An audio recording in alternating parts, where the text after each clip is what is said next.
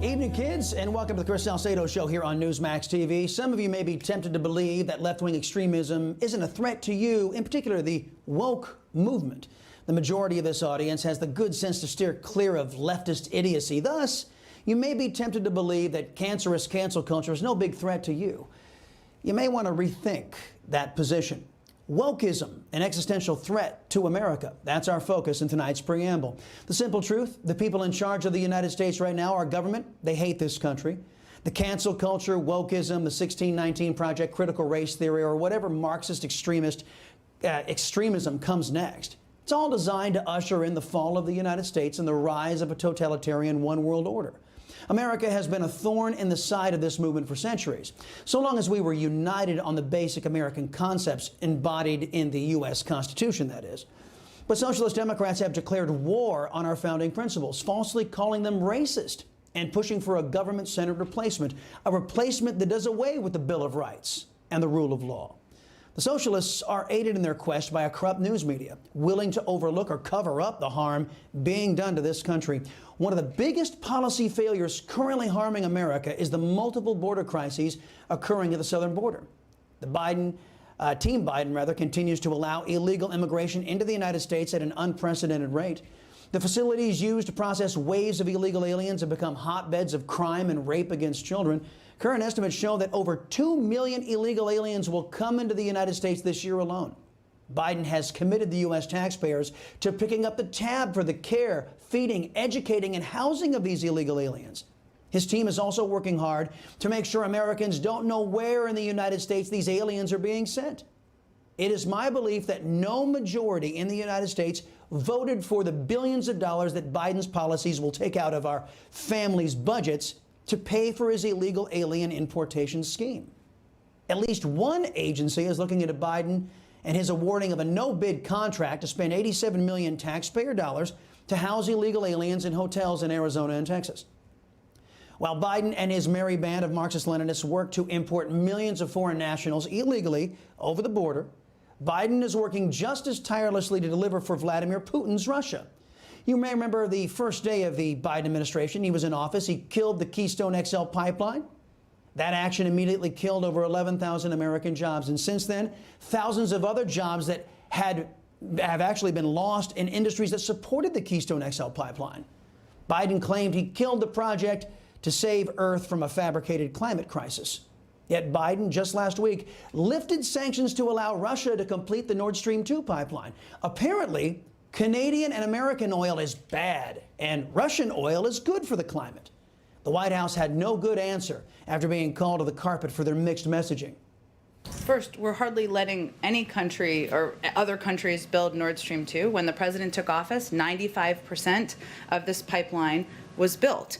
We've continued to convey that we believe it's a bad idea, a bad plan. It's a matter of historical fact that President Trump's team managed to bring the Nord Stream 2 project to a halt by placing sanctions on the Russian builders. Biden purposefully lifted those sanctions, and then Jen Psaki claims, well, there's nothing we can do to stop the pipeline. But even a 5-year-old could see all they had to do was leave those sanctions in place, or better yet, push for new sanctions. But Biden wasn't interested in stopping Putin. He wanted to help Putin exert control over Europe, the same way he's pushing for Iran to take over the Middle East in the Obama Ayatollah nuke deal 2.0. With Putin able to use energy as a weapon, Biden has made a bunch of Russian oligarchs rich, while in the future, Europe will be forced to side with Putin against the United States, further isolating our country. Speaking of our country, back here at home, Socialist Democrats are undertaking their woke divide and conquer strategy. Since the occupation of the Oval Office of Barack Hussein Obama, race relations in America have been in the toilet. Socialist Democrat Party and their agents in government and the media have been pushing a toxic stew of disinformation and hate.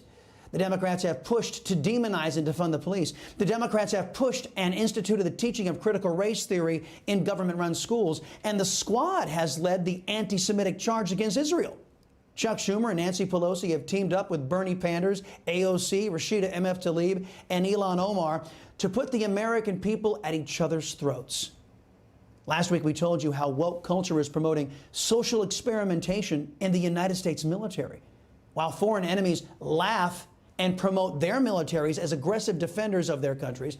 Our military is being taught to hate based on skin color and sending a message that our military doesn't place a premium on defending our country. Rather, we focus on virtue signaling by compromising readiness, cohesiveness, and lethality of our armed forces.